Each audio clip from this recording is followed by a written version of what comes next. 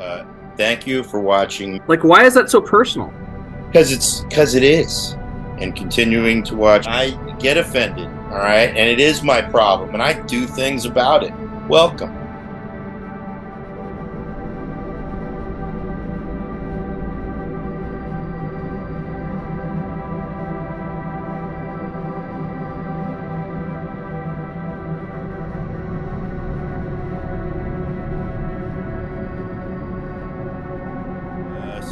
Welcome. Another Meaningful Times with Friends, episode 8, The Ocho.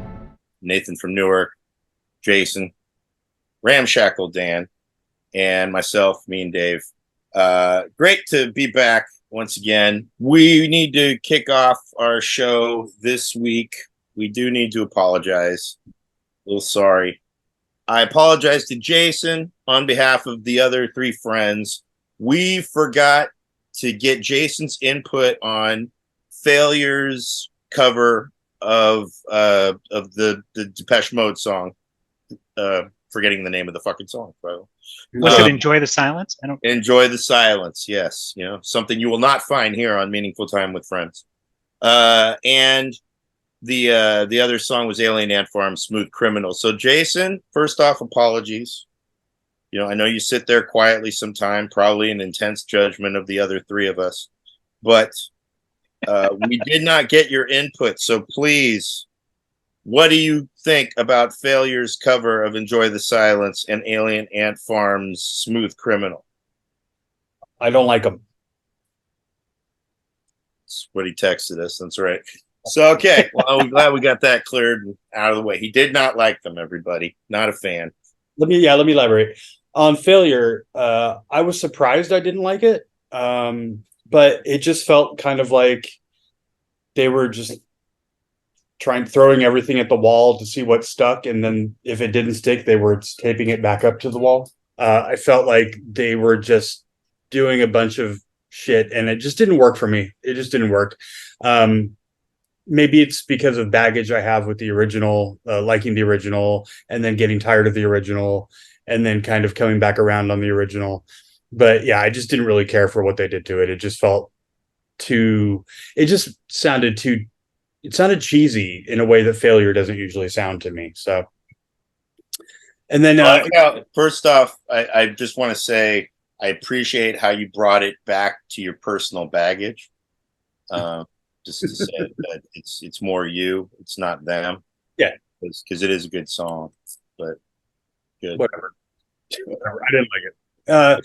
Alien Ant Farm, you said something about them being like some kind of Blink 182 alike, and I thought that was weird because I always thought of them as like a nu metal band, so rather than pop punk, because they seemed much more nu metal adjacent than pop punk to me. I want to say they were somewhere between that Sum 41, Blink 182, not so much Blink 182, but like Sum 41. These bands with the numbers. Papa Roach, that's the other one that they were kind of near. I don't know. Maybe it was like the 800 string bass or something that made me think that they were nu metal. Like the bass with impossible. They definitely wore the clothing of a nu metal band. It looked like a 2x4 attached to a bass body, and then just like 1,000 strings stretched out across it. Very true. Very true. Which seemed like a bit much. And I don't like them, and I wish that I didn't have to listen to. That's what I got to say. They did Michael Jackson dirty. I remember when it came out thinking, okay, so now we're just doing novelty covers, I guess, of like genre switch novelty covers. In our comments of that episode, our friend Kanoa was listing off some of those genre switch styles that I hate. I think it depends. Like in some situations it works, but in that situation it really did not. What's off the top? What's a genre switch that you guys like, per se? I like Red Red Wine by UB40. I like reggae, and I don't like the original at all. So I don't even remember the original. The original is a beautiful, like soulful, like sad song. And the UB40 was like, if you could ejaculate schlock like that and make it a sound, that's what that is. It was the 80s. Yeah, that's the 80s in a nutshell. Red Red Wine, the original came out, I think, in the 60s or 70s, and then the cover. remake in the late 80s, early 90s. And then I went and then Neil Diamond did a cover, because Neil Diamond did the original Red Red Wine. Then UB40 did a cover, and then Neil Diamond did a cover of the UB40 version in the style UB40, which was hilarious because all he was doing was bragging about how he's making money off of them making money off of his song. He did that live in concert. Boy, you were way out. 1983. UB40 cover? Yeah. What? Yeah, we aren't talking Alien Ant Farm era. This is early to mid. First of all, I think Alien Ant Farm would have done that song better justice. You know what? In this case, I might be inclined to agree. But Neil Diamond. Your other song was a cover too, right? Here I Am, Baby. What others? Who's others? I think all of their hits are covers. I think every song that UB40 has had that has hit the charts has not been their own. I definitely don't know an original by them. I always get that dude mixed up with Rick Astley anyway. So there's kind of a similar vibe there. They have the same haircut, and it's from that same time period. So Rock Lobster would qualify, wouldn't it? Yeah, Rock Lobster by Dead Horse. That was the original by B-52s. That was one I wouldn't have even known that was a cover. I think I figured it, or I read it later, or I might have played it for you, and you're the one that informed me of the B-52s cover. But that's a genre switch. It's pretty enjoyable. It's hit or miss. I mean, Jason, your favorite cover is a genre switch, the one you brought up. Satisfaction. Oh yeah, Devo. Yeah, Devo is one that I'd like to bring up that only Nathan will know about is Severed Head's cover of Cream's Strange Brew. That's amazing. Just as a sentence. Severed Heads is a deep cut, and for anyone who's never heard Severed Heads, I guarantee you they will sound nothing like you imagine if you actually go and listen to them. From the album Come Visit the Big Bigot. I don't know if I have I know of genre switch covers. I didn't prepare for this to come up. It's not really even a genre switch, but I would say it's more of a taking something and really deepening it to where I prefer it over the original version, and that's Sleep's Snowblind, where they took Black Sabbath's, original coked out song and then out Black Sabbath to Black Sabbath. All right. Well, I think we covered that. Pun intended. All right. So moving on. Apologies, Jason. But do your best to speak the fuck up. I don't know what to tell you. So the next topic. All right. So we were trying to figure out what our next topic would be this week. There's been some debate as to what we should talk about. What we're not talking about are these guys making out. These guys kiss now on their Instagram. So now they're the Island Boys, just trying to make out instead of make it. Get it? So it's terrible. It's terrible. Bam! Oh, behave. Nathan visibly winced. Yeah. he had a physical reaction to the sight of it. To the side of Austin Powers. He winced and his head jerked back and his mouth opened up. Ugh. I think part of it is, as I've lost hair, I'm kind of like, oh shit, I'm kind of it's kind of like looking in a weird mirror, Dr. sort of. Nathaniel Evilish. All right. Well, for whatever reason, in our chat, once again, sticking to topical subjects from decades ago, one of the subjects that's been brought up has been a sort of a disdain for the longevity of the Austin Powers phenomenon from the late 90s into the 2000s, and still pops up in memes, GIFs. It's part of this. It's been a mainstay in the culture, and is not gone away or forgotten. I mean, nobody's bringing up the Love Guru, which I did watch, and it actually was pretty funny. It was actually our group that talked about it during the pandemic, I think. Is that correct? It was me. Yeah. Yeah, it was Jason who said the Love Guru wasn't that bad, and I went back and watched it. I'm like, oh, he's right. It wasn't that bad. Funny. The trailer was terrible. So, but yeah, so we have thoughts on Austin Powers. So I think I'll let Nate lead off on this one because I'm not exactly sure what the big deal is. So. Yeah, I'm kind of curious to see where this goes too, because Ramshackle had actually brought it up as a topic to. I had just brought it up in our chat maybe last year or earlier this year because Netflix had posted all three of the Austin Powers movies somewhat recently, and I hadn't watched any of those movies I think since they came out. Like I know I saw the original one in '97. I know I saw what was it, Spy Who Shagged Me '99, and I skipped the third one altogether when that one came out in the early 2000s. Yeah, so I think I was already tired of it in its initial run, but I watched all three on Netflix when they posted them, and it just made me think that some humor has an expiration date. Like I wonder, like my sister's kids who are in their early 20s, and then she has another one that's just starting middle school. Like I wonder if I was to sit them down and show them these movies, if they would find it funny, if the shit that was being parodied would be funny to them. Because like when you were a kid and you'd watch Bugs Bunny cartoons and they'd be making fun of shit from like the 30s and you'd be like, I don't even get what they're making fun of. Like I wonder if that's what watching these movies would be like for kids now. And that's, I think, what my whole thing was. Because when I watched it, I was like, man, I'm not laughing at this anymore. It was funny in a theater filled with people in the 90s when that humor was fresh. I don't know. That a Big Mama Cass died of a ham sandwich gag would land with the youth of today? Maybe not.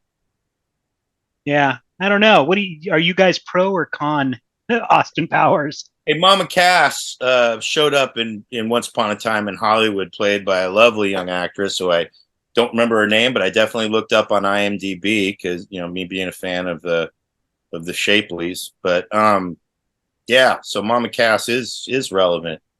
Dan, go ahead, other people. I like Austin Powers. I think it's funny. I think Mike Myers is funny. I liked Austin Powers. I liked The Spy Who Shagged Me. I was okay with Goldmember. I liked Love Guru, and I thought the Pentaveret was really great as well. Can't help it. Despite my hatred of Saturday Night Live, I enjoyed the Wayne's World movie. Even though I didn't want to watch it, I watched it and I actually thought it was funny. Even though I fucking hate Saturday Night Live and everything. Wayne's World 2 was pretty good too. I never saw Wayne's World 2. Oh, get on it, man. Love Guru. Go check it out, man. There were parts of Wayne's World 2 that was pretty funny. I mainly liked it because it was I loved their throwbacks or their throwaway jokes to The Doors, Oliver Stone's The Doors, and they basically have his version of Val Kilmer's Jim Morrison, telling him that he needs to do a rock concert, Wayne a Palooza or whatever the hell it is, Wayne Stock. They have him and they have a nude Native American man following along. And they always keep making mention of the nude Native American guy in the vision every time. I don't know. There's those jokes that it's funny when you say whether jokes hold up or not. Some movies, I would say it's not, I will always remember my joy for the joke. It doesn't need to necessarily always be a timely thing, but yeah, some of them, I guess this movie is all about timely. They were making fun of spy movies that we didn't even grow up watching. For the most part, it was a James Bond. It was like probably 90% James Bond. And the guy, an English guy too. There was an English spy that, Michael Caine was like James Bond. It's not as no, it's because like the Dr. Evil was based on Ernesto Blofeld, who I don't know why it was like the modern day KFC where they just kept changing the colonel. They kept changing the guy who played him. They had to actually Telly Savalas play him at one point because I know Nathan's a big fan of Telly Savalas. You're talking about the actual villain he's spoofing. Yeah, and like my favorite of all time is Odd Job. He made Random Task. That's just super silly. And then Pussy Galore, a lot of vagina. Mm-hmm. That was good too. So that's like when I started watching the movie because I expected it to be horrible. So I rolled into like the Dollar Theater, I think with Mario, and I was just sitting there like, this is gonna suck. And then it's when the Doctor Evil shit started and his weird strained relationship with Seth Green. He came out with a smaller version of himself. Just that whole interplay was what got me into the thing, and then just all the ridiculous villain gags. Now I will say this, and then Nathan will probably agree. Fat Bastard was stupid. The one from Gold was member. that Gold member I was a gold member. Yeah, with Who's the all- baby back rib thing that he repeated over and over again? yeah, that got bad. But the rest of the villains were great. Was it not Robert Urich? Who's the other guy? Robert Wagner. I always got them confused. The one who killed Natalie Wood. Yeah. But yeah, I agree with Jason. It's funny. I think though it's not, I'm not a good judge of it because I've watched every James Bond movie like several times, so I'm a huge fan of that particular franchise for all its flaws and all its Timothy Daltonness. But I don't know, it still holds up for me, except for Fat Bastard. Yeah, I think the type of James Bond movies they were parodying were already over and done with by the 90s, because that whole super villain in some weird lair, dude with a thick accent and weird cronies, I think those types of James Bond movies had already come and gone by the time we were growing up. Now they're sort of like, they're just plain old action movies now. I think they're like Fast and Furious films almost, just James Bond is the star. It's not just James Bond. Well, there's one like In Like Flint is. And that's the other movie I was trying to think of. There's because it was a parody. Because there's a reason why he's British. There was a lot of British, schlocky style spy stuff. That was Bond was like the trying to be the cooler version. That was, I mean, not to say like those were all realistic, but there were ones that were more in line with his character of the free love. And Michael Caine was part of that kind of scene. I think Get Carter, he was in an original movie, Get Carter. We're talking about the timeliness of a movie where when it hit, it was all of these jokes surrounding movies that our generation didn't even watch.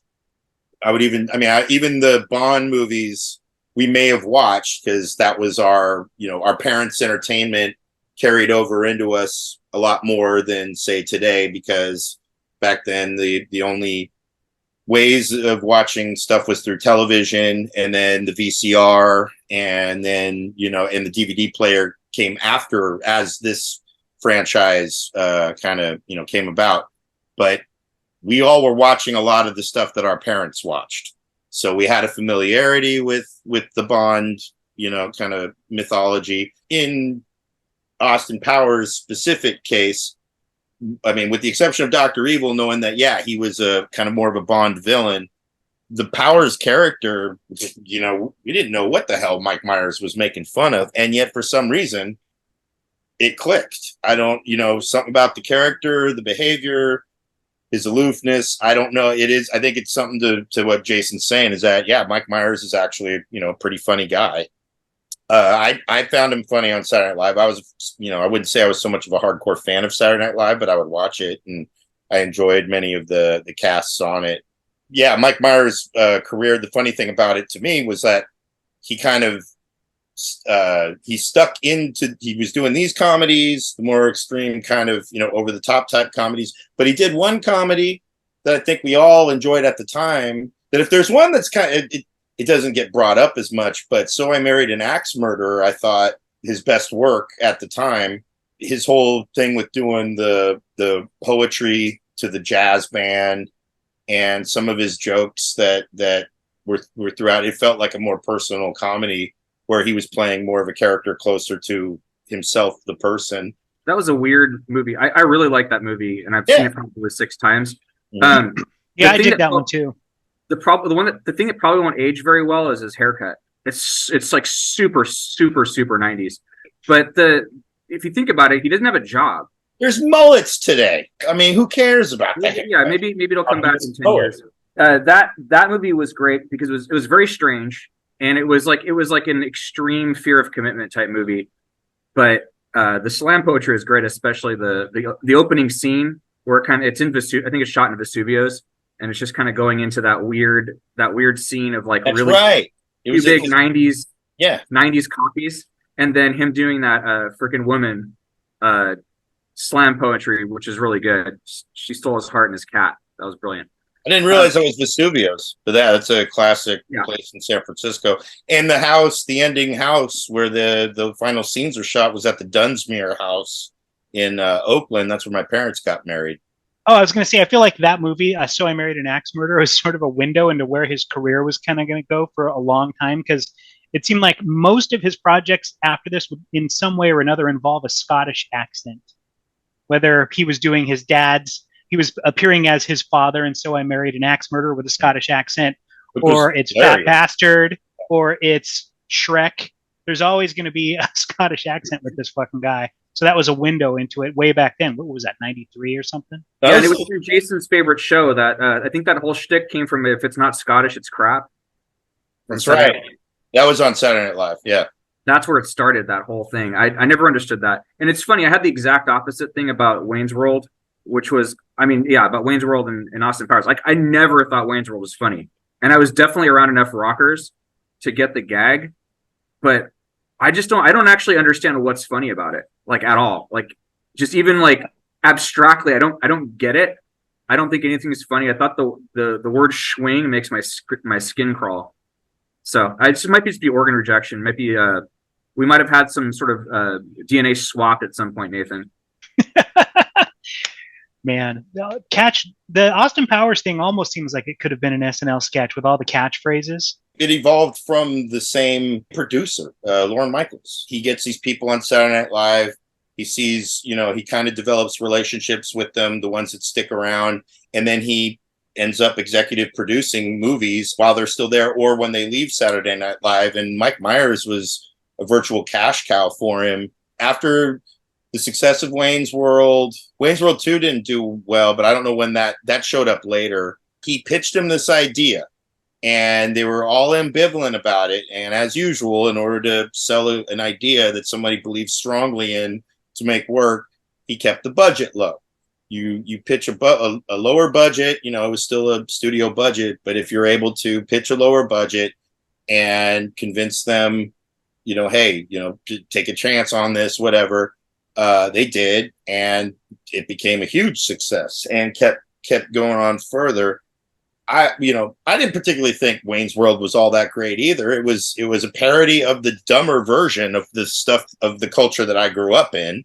I would say the older brother version of it, because they would pretend like their favorite band was Aerosmith. They were into cornier rock bands. So I'm consider myself a serious metalhead at the time or whatever. So I don't, these guys are idiots. It was definitely rooted in 70s stuff, right? Because they were driving a Pacer around. 70s to 80s. Yeah. Queen's Bohemian Rhapsody. I had never heard that song before. Yeah. I had never heard that song before Wayne's World. The thing that I like about Wayne's World and Myers' humor in general is he tends to pepper, and it's even in So I Married an Axe Murderer. He peppers a lot of his comedies with these little asides, these little moments that are very cartoon-like. You mentioned Warner Brothers cartoons, or the Wayne's World movie, where they have a moment where he's talking about they don't want to sell out and with like product placement or whatever, and the whole bit is they're doing product placement during the debate over product placement. And so that's just so telegraphed. It's not funny. Ramshackle Dan, whether it's funny or not, laughter is an involuntary response. If it doesn't elicit it in you, well, sucks to be you. I don't know. There's things that make you laugh that don't make me laugh. My point being, Myers' style of humor that it's in So I Married an Axe Murderer. There's moments, the whole segment where he's going to Alcatraz and Phil Hartman has that whole little moment, taking them through the thing and telling the story. That's a longer version, but there's these asides. They're just smart jokes. I feel like they're smart jokes. Back to the Lorne Michaels thing, is the Dr. Evil is just basically a one long Lorne Michaels. It's Lorne Michaels, and it's actually stolen from Dana Carvey. Yeah, well, before Mike Myers showed up, that's who freaking Lorne Michaels is riding into the dirt for like a decade. Nathan, what do you think of Night at the Roxbury? I've never seen it. Jason, have you seen it? I have. Thoughts? I was actually, it was another movie that I was surprised that I actually enjoyed. Yeah. That was I thought of it because of the low budget, right, Dave? That one, that's a perfect example of like experimenting because that thing was like even that skit wouldn't go longer than 3 minutes. But that was an SNL sketch. Yes, it was an SNL sketch that they dragged into a feature length film, low budget. But I thought it was hilarious. I've seen it like 3 times. One that's underappreciated from that whole system was the Ladies Man. They made a Ladies Man movie, really? Yeah, the Ladies Man's great. He's one of the funniest dudes that never quite found like a strong, good vehicle. Yeah, just something for him to carry on. And Ladies Man was like their attempt at it, and it's still good. In the mid 2000s, I think around 2010, Jay Moore had a sports talk radio show, like a daily one, and he brought on Tim Meadows to take calls as the Ladies Man. And I was surprised, like this might have been 2014, at how popular that character still was. Mm-hmm. Like people were just eating it up. Yeah, it just never it never, I guess, grew wings to make more than just one. But anyways, I mean, the point being though, this Austin Powers stuff. Austin Powers has been his vehicle because Myers disappeared after Cat in the Hat. Cat in the Hat I felt was like the movie that he was trying to do what Jim Carrey was able to do. Because he also was trying to go into dramas. He's in Studio 54. And he had some other character. You know where he's actually funny in? He has a character that brings his Myers vibe too, but it has nothing to do with him. And it's almost that Scottish accent, but it's not. I believe it's Canadian. Was Mystery Alaska. It's either he's doing these extreme projects that he kind of keeps in a very controlled environment, or he was doing these small characters that again felt like SNL sketches in the middle of a movie. He briefly shows up in Inglourious Bastards. I was going to mention that. He shows up in the Tarantino verse. Of course, doing a British accent. And that was him later, which is the funny thing to me was that was I felt like that was his attempt at like I wouldn't say a comeback because he's always had FU money thanks to these Austin Powers movies.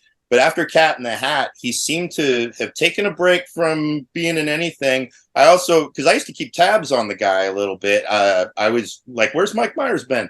And it turned out he had a longtime partner. It was his romantic partner and a writing partner named Robin something. And they worked together for years.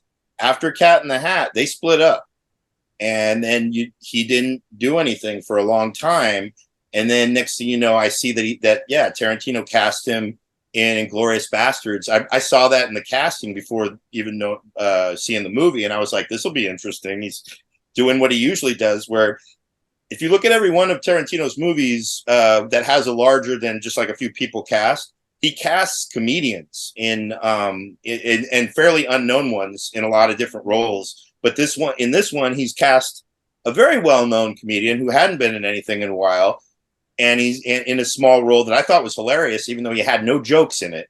There was no jokes in his scene.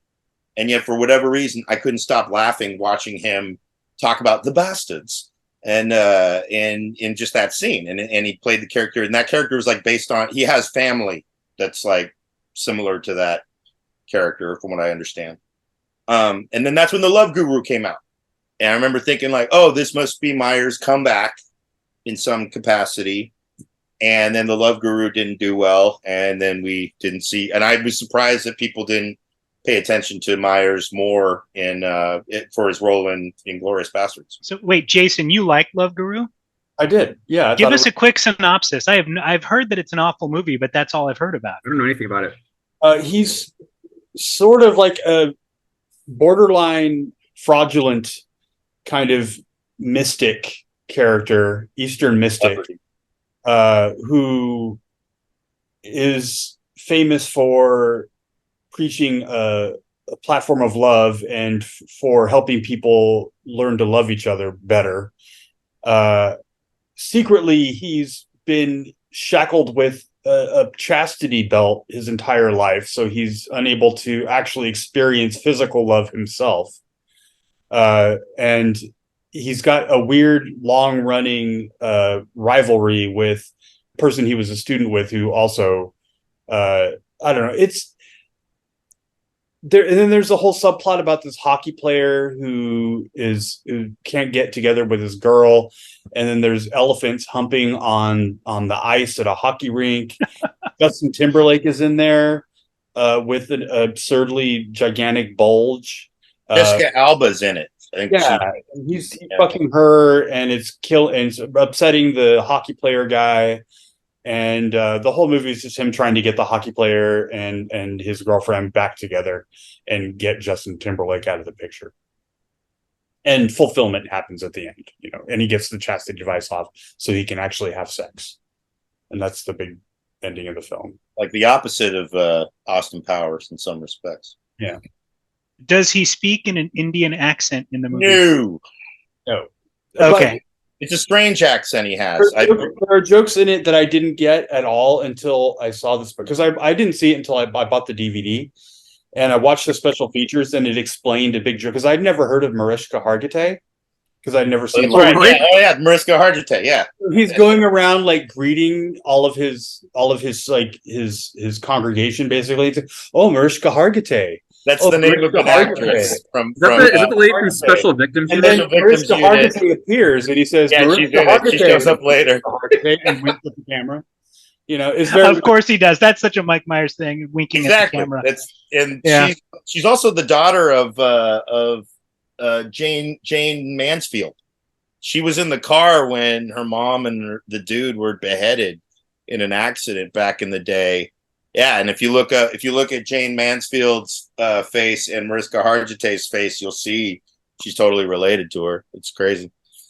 Yeah, but that's a Myers joke. That's a running joke. That's the style of Myers that I'm talking about. Like, he has that kind of random using Mariska Hargitay's name as some kind of mantra, and then with no real explanation for it. So again, he's doing this love guru. There was nothing in 2009 when it came out, like 8 and 9. There was nothing he was parodying specifically in the culture. Which again, I look at Austin Powers, and it's one of these things that he just has this idea about, and he runs with it. One thing that I'd like to point out about the 60s weird sci-fi comedy spy romp is that nostalgia works in 30-year cycles. So in the 90s, we had nostalgia for the 60s, which is why Dan was saying that he was seeing people with 90s haircuts, because that was 30 years ago. So we're now nostalgic for the 90s.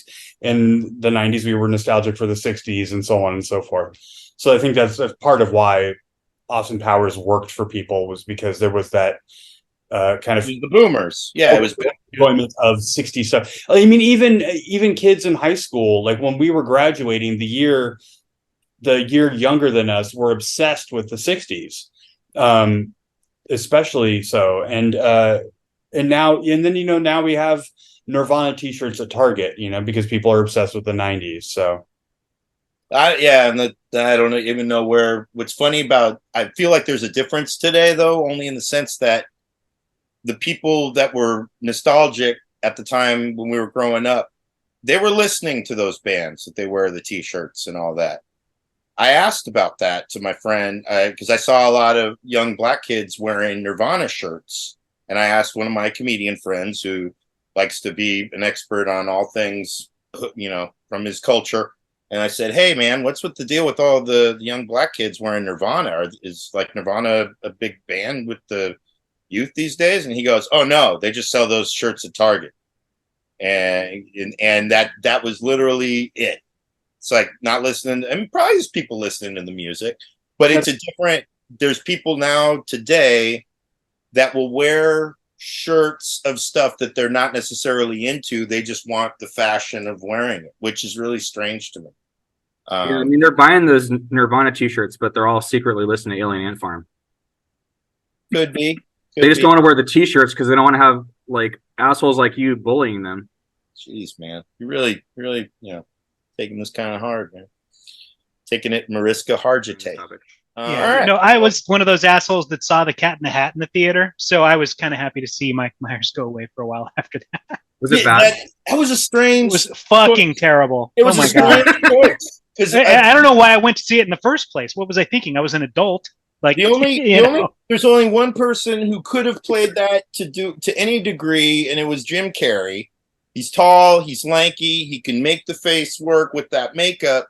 I always thought that Mike Myers would be smart enough to be like, dude, you don't do this stuff. You can wear stuff with makeup. Obviously, he's doing, but wearing something to that degree, maybe he loves Cat in the Hat. Maybe he was a big Dr. Seuss fan. I don't understand. Maybe the paycheck was insanely high. That sure too. I'm sure the paycheck was nice, but at the same time, I mean, that's that thing is, and Myers seems to be doing some stuff now. He did a documentary that's actually really good about, if you haven't had a chance to check it out, it's called like Supermensch, I think it's called. It was on Netflix for a minute, but it's about Shep Gordon, who is a world-renowned, like, he was a manager, but like more than that, and there's definitely some problematic aspects to his character as far as his womanizing. But he was a dude that's very beloved in entertainment.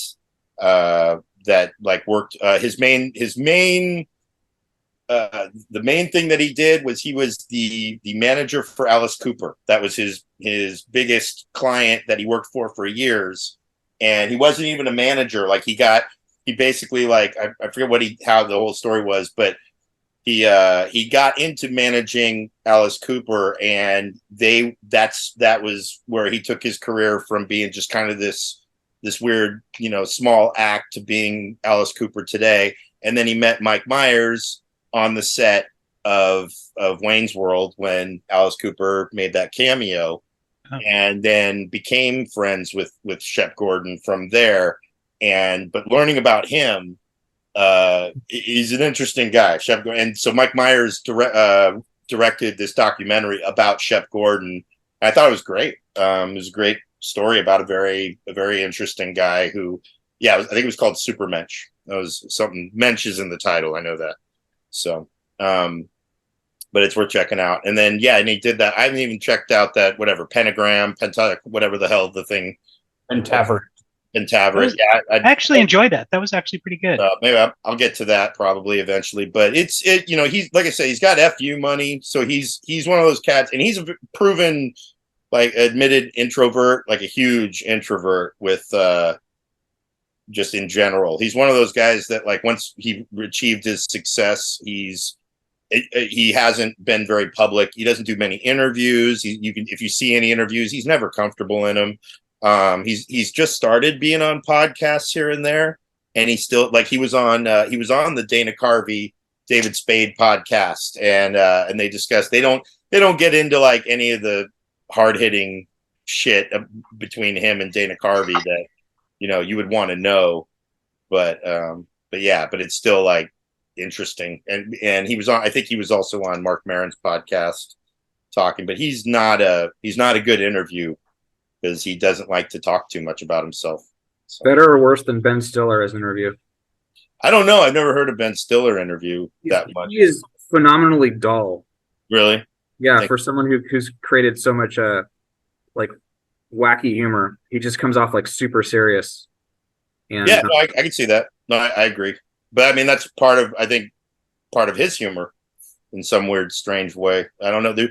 There's some of these guys where, and this is what I found in stand-up comedy too. Like, just because somebody can be funny in a controlled environment doesn't mean that they're fun people. It's weird, and some of them are quite miserable. That smells like a T-shirt. Yeah, I ain't making it. All right, so I think we did cover all of that shit. Nate's got himself a beverage. And before we go any further, Jason, any further thoughts? Want to make sure we. I think I've said everything I would like to say. Thank you. All right, good. Want to make sure that door is way wide open. All right, moving on to our final topic, which is quite. I don't know. This one's going to be fun, frankly. And how it was brought up. This is also kind of another, even though I guess it was a twofer for the Austin Powers with Ramshackle Dan and Nate in their discussion, but this one right here, this came out of left fucking field. This is some bullshit right here, but yeah. I mean, obviously, last episode we're talking covers, so those covers were both newer and older covers that we chose. But We try to vary it where we pick an old song to discuss or a newer song. And this song, I did not expect to be brought up in our group chat, and that is Doja Cat's Moo. And I honestly didn't even know the song was titled Moo. I only know it from the lyrics. Bitch, I'm a cow. Bitch, I'm a cow. I'm not a cat. I don't say meow. I only became familiar with the song through my Thirst Trap follows. Those of you who follow me on Twitter or Instagram, you might notice follow a lot of Thirst Traps. And in 2018 and 19, there was a big trend, and it still goes on today, of women dressing in these cow patterns, these cow fur patterns or whatever, as you can see Doja Cat wearing right here. And they were playing this song. So I knew this song just as some strange random song that somebody made. And for those who don't know what a thirst trap is basically somebody online who is sort of, just think like an online stripper or something. They're women or men, and men can post a thirst trap too, but anything that's meant to generate your thirst, your lust, you know, any photo that makes you get a lusting after. So they call them thirst traps, because, you know, if you're horny and you're trying to get some, they call you thirsty. So these are thirst traps for those who are online and demonstrate thirst. So anyways, this song, after Nate brought it up, looked it up and realized, oh, this was a hit song from somebody who I have heard of but never checked out any of her. I had no idea this was Doja Cat, who is in fact a cat. So that's when I thought it was odd that her lyrics, I was like, oh, that's strange, because she says, bitch, I'm a cow, bitch, I'm a cow. I'm not a cat. I don't say meow. And I'm like, your name's Doja Cat. This is stupid. And went further into the lyrics. But Nate, go ahead and mention why you brought this up. Okay, so I was on SF Gate, and you know how SF Gate always has those clickbaity headlines? It's like, this superstar is going to be playing at Chase Center coming up on Halloween. I clicked on it, and her name popped up that she's going to be playing a big show at that arena. And I can't emphasize enough, anytime I click on one of those articles, I don't know who the fuck they're talking about. I am not up to date on music currently. So, like, for me to actually know who this was, I'll back up. I used to listen to a daily podcast that covered a bunch of news and current pop culture shit. So they made fun of this song when it came out 4 or 5 years ago. So that's how I was actually aware of it. And I've heard some of her songs since then because, yeah, she's like this major star now. So it struck me as weird that I actually knew who she was, and that it was through this dumbass song that my wife and I over the years listened to and earnestly sort of enjoy, regardless of its idiocy, I guess. Other thoughts? I'll say this. My initial reaction to this, Nathan sent the link when I was at work, and so I was taking a break and I clicked it and I started to watch it, but I had to go back to work after my break, so I only got to see the first minute and a half initially, and my initial reaction was, I feel less intelligent now having watched this. Since then, I went back and watched it a couple more times because honestly, I find it incredibly charming. The homemade, obviously homemade nature of it, and the silliness of it. And she's incredibly cute. You know, I'm not That's straight. a huge part of why I like it. Yeah. Absolutely. Jason is not straight, everybody. Make sure that's known. She's just really cute. And so once I started paying more attention to it, I thought it was okay. You know, it's funny. It's definitely funny. It's stupid but funny, and kind of, I don't know. It's adorable in a lot of ways. I do wish, and my friend Harry agrees with me, that I wish that, you know, everybody would stop just calling everybody bitch all the time. Like, why does everybody got to be a bitch? You know what I mean? And it's apparently that's like one of her things is just like repeating the word bitch and calling people bitch and bitch this and making declarations to bitch whoever bitch is. And I don't know. I just find it kind of annoying and sad that everybody's a bitch. Lazy. It's lazy is what it is. But ramshackle. Yeah, I kind of land where Jason is, not maybe not as adorable, but it's interesting. It's just just silly. I would say that the biggest criticism of it is just freaking repetitive, and it's fine to be repetitive. But we actually had this conversation before about song length, and there's a math to it. Like you can be repetitive without changes if you do it, maybe a 2.5 minute song or 3 minute song. This is like a 3 minute song that just kept going on and on and on. I agree about the DIY stuff. It's completely inoffensive. It's just someone like messing around and being silly, and it's super tongue in cheek. Like there's nothing. I wouldn't even call it stupid. It's just silly. And what's really interesting is how in 4 years, or I guess 5 years, she's pivoted from that into being a devil worshiper. So that's a pretty cool transition. I don't know if you've seen her latest video. I texted it to Jason because I thought he'd dig the aesthetic. And actually, I'm like, do you like this? And I have to quickly follow up with not the song, the video. But it's very elaborate and very satanic. And it's not like oh, I'm calling it satanic like people used to call Twisted Sister satanic. Like it's pretty freaking satanic. So it's just interesting in not having the history with how she got from this to that. That would be a pretty interesting arc to start going through her music a little bit and see if there was an evolution or if she just like pivoted to this hard. So, anyways, there's not really a whole lot else to it. But the one thing that's stayed consistent with her music between 2018 when this was made and 2023 when she started put out that devil worshiping video, it's really boring and repetitive. It's the same thing. It's like the same kind of. It's like almost like a weird soothing metronome. It's almost like I'm gonna get this scramble, but that's what Jason's here for. It's like almost like ASMR, like a version of it, but like a hip hop version of it. Did I get that acronym right, Jason? You did. Yes. Yeah, I think this song could have benefited from being about a minute and a half shorter. Yeah. It appeals to that demographic. It appeals to the minute and a half imagination. Like again, my first introduction to this song in general was through the women that were dancing in it, imitating it. And I was like, why are women calling themselves cows? It was a strange thing to me to see what has generally been considered an insult to women, calling them a cow, now being kind of repurposed through this song. I didn't know what was funny is when I first saw her image with this video or whatever, I thought she was just one of many people that was also imitating or lip syncing to whoever really made the song. I thought the song was like one of these internet phenomenons that happens. Like there's the one with the kid who loves corn, and they made a song based on sound bites of his thing where he's like, it's corn and real whatever, and he just loves corn, and they made a song out of the sound bites of him loving corn.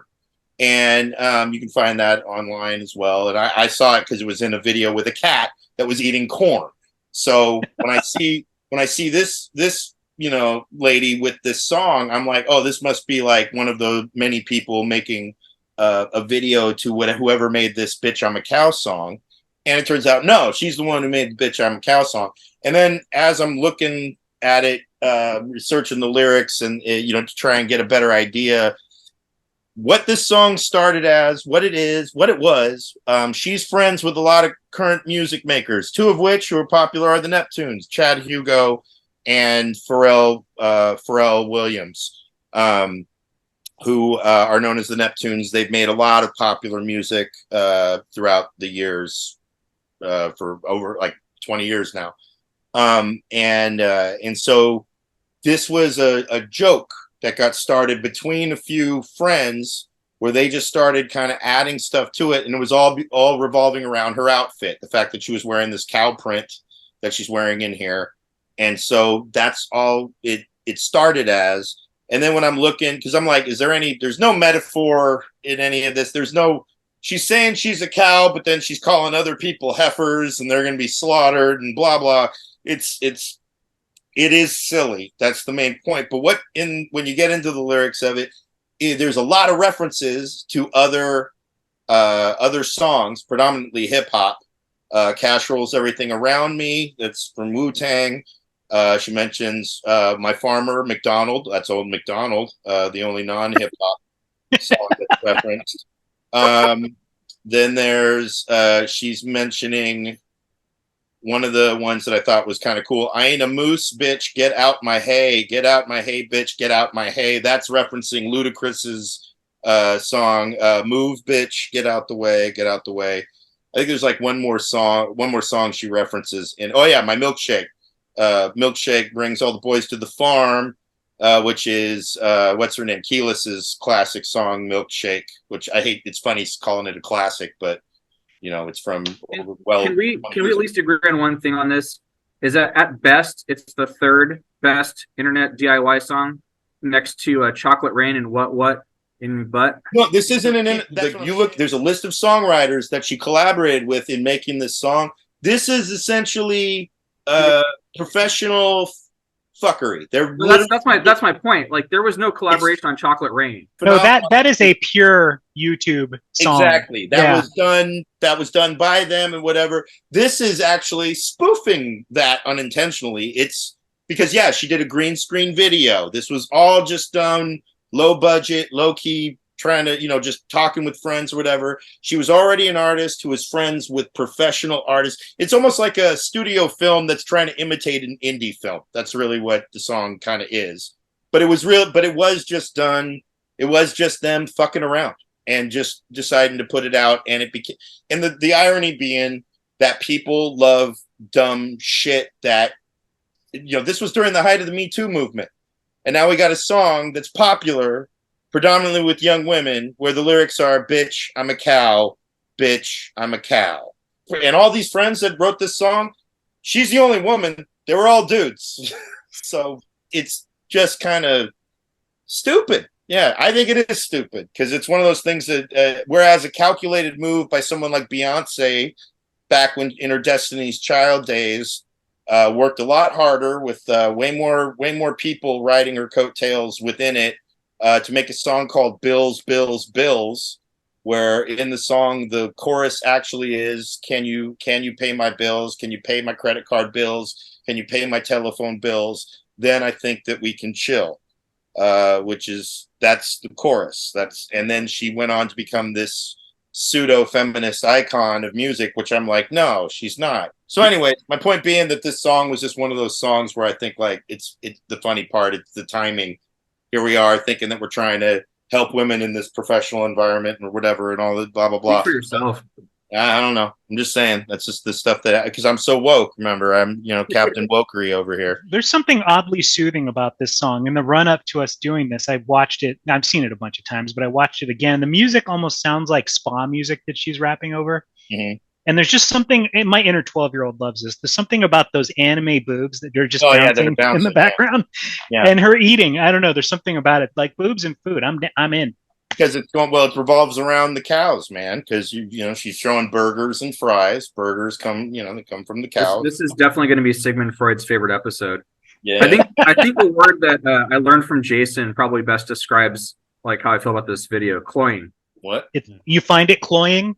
Yes. Like it's sickeningly sweet? Yeah, eventually you just get tired of it. It's like eating too much candy. The thing that sells it is she's cute, she sounds cute, and she's incredibly confident because this is a stupid ass song. There is no way that this I think song, the entire trailer can just be clips of you saying that.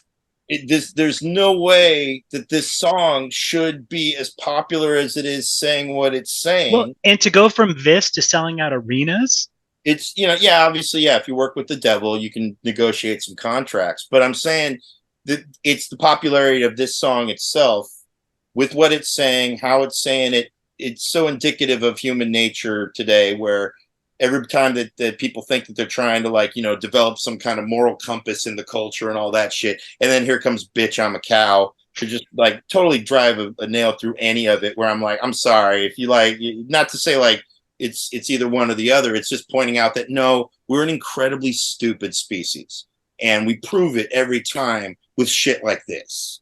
I think there's to go back to your remaking movies and covers. I think you could do a Doja Cat version of "Oh God, You Devil."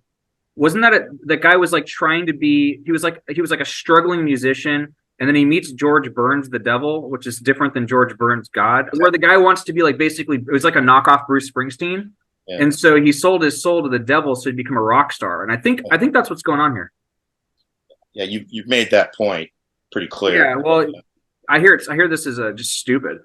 Anyways, I just don't think if this girl wasn't attractive and didn't have like this unending well of confidence to be able to say such stupid things confidently, yeah, this song wouldn't be a hit. It would be just something with, you know, whatever few hundred views on YouTube. But something about her, like, you know, there is something to be said about a person's charisma and their editing skills. Because somehow, yeah, it managed to put together this video that charmed the hell out of people and got a lot of online people wearing moo prints in their bikini, you know, tops and bottoms, and then using the song over and over again. It's an Island Boys of sorts, you know. It's right there with the Island Boys phenomenon in some respects, but she definitely played her cards better, and yeah, is selling out. It's at Halloween. I think she's performing at the I wonder why. The Devil. Yeah, it's the Devil's night. So, all right, did we cover Doja Cat well enough? I think we overcovered it. Good, we did it. All right, Jason, any closing thoughts on Doja Cat? Want to make sure. Oh, I do want to say I hate her name. I think her name is terrible. It lacks assonance, and it just doesn't go well. Two words that don't go well together. Assonance. What does that mean? Assonance. Similar sounding syllables in adjacent words, or similar sounds in syllables in adjacent words. Like fail and fall together. Fail, fall. Like they don't rhyme, but they have similar sounds next to each other. Pleasing names to me often have assonance. Her name does not. Her name is Doja Cat. I think if it was anything, like Doja is good, Cat fine, but Doja Cat does not work for me. I actually think it works for her. You're wrong. I could. I watched that video. The girl got a ton of assonance. I don't know what you're talking about. Assonance. I was hoping somebody would hit that one. Yeah. Yeah. Put it up. Leave it to me to go for the obvious bullshit. Yeah. Definitely not a cat, and she definitely doesn't say meow. Still, after all these years. So, all right. Well, I think we covered it. So nice work, everybody. So yeah, that's this week. Me and Dave, Nathan from Newark, Jason, Ramshackle Dan. Breaking my resolve, screaming at the top of his lungs, calling out into silence.